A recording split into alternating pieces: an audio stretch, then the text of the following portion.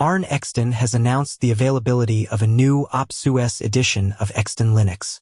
Based on openSUSE Tumbleweed, it uses the lightweight lxqt desktop environment, which means that it can be run smoothly even on fairly old computers.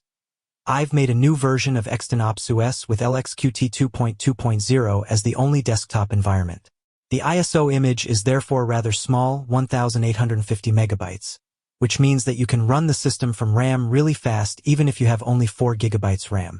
This new Exton OpSuS build is made from scratch, following the openSUSE Expert Installation Wiki.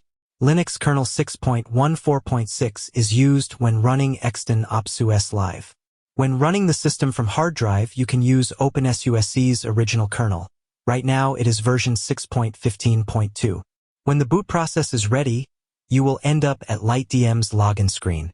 You can log in to the lxqt desktop as user with password live or as root with password root. Version 250621 of Exton OpSuS can run on really old computers. As an example, I could run it on my 17-year-old Acer Aspire 5102 WLME laptop.